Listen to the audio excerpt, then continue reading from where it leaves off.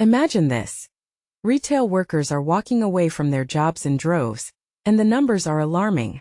What's even more concerning is that this trend isn't just a fleeting issue. It's deepening, and it's happening right now.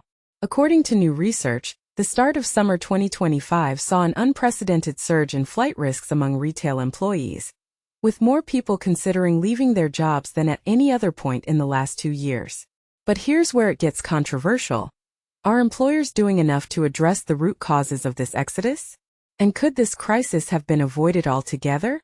The latest Retail People Index, compiled by the Retail Trust and Alex Partners, paints a troubling picture. Between April and June 2025, a staggering 54% of retail workers were identified as flight risks, marking a sharp plus 19% increase from the previous year. This figure represents the highest percentage recorded since the Retail People Index began tracking employee well-being across the sector 2 years ago. To put this into perspective, over 600 employees were surveyed, and their responses to questions about pay, recognition, career development, and work-related anxiety were used to calculate the flight risk score, a metric that predicts how likely employees are to quit. But the data doesn't stop there. The report also highlights a worrying decline in overall well-being, which dropped 7 points year-on-year, from 66 to 59. Even more alarming, 44% of retail staff reported working while feeling physically or mentally unwell, an increase of plus 12% compared to the previous year. These findings align with separate statistics from the Office for National Statistics, ONS, which reveal that the retail sector lost 93,000 jobs between March 2024 and March 2025.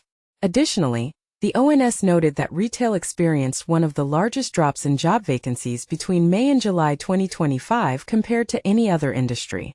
And this is the part most people miss: the toll this crisis is taking on managers. The Retail People Index shows that happiness levels among retail managers have plummeted by -11%, marking the first time managers have reported lower satisfaction levels than non-managers since the index began. Many managers feel underpaid and unappreciated, despite shouldering the burden of leading teams that are often under-resourced and demotivated. Meanwhile, the number of retail workers reporting a positive relationship with their manager has fallen to its lowest level in 2 years. Chris Brookcarter, chief executive of the Retail Trust, offers some insight into why this is happening.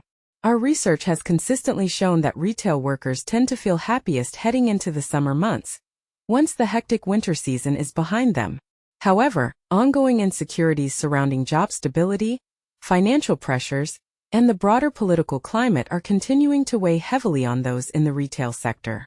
He adds, the rising employment costs announced in last year's budget have placed immense economic strain on the industry, and this is being felt most acutely by those in management roles.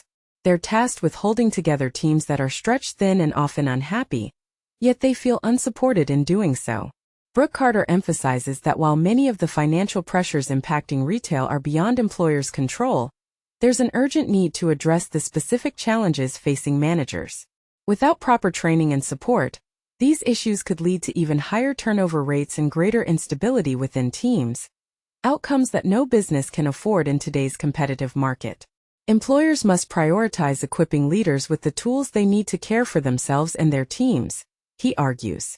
Failure to do so risks further declines in morale, increased turnover, and operational disruptions at a time when resilience is critical. Laura Bond, a director at Alex Partners, echoes these concerns. This quarter's Retail People Index reveals pressing challenges for retailers.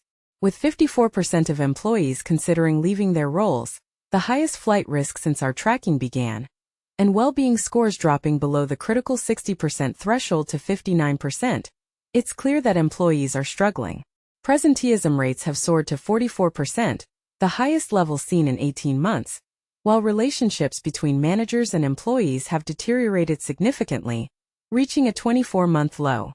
Bond also notes the absence of the usual seasonal bounce-back in well-being that typically occurs in spring. Managers, who are traditionally the most resilient group, have seen a -11% decline in happiness year-on-year. Retailers must fundamentally rethink their workplace culture to tackle these deeper issues, investing in manager support, overall morale, and staff well-being. Ignoring these challenges risks continued talent loss, weakened service quality, and operational strain in an already tough market. So, what does this all mean for the future of retail? Is the industry at a tipping point where change is not only necessary but unavoidable? Could better support systems and improved workplace dynamics reverse this downward spiral? Or is the sector destined to face even greater instability in the coming months? We'd love to hear your thoughts. Do you agree that employers need to step up? Or do you think the responsibility lies elsewhere? Share your opinions in the comments below.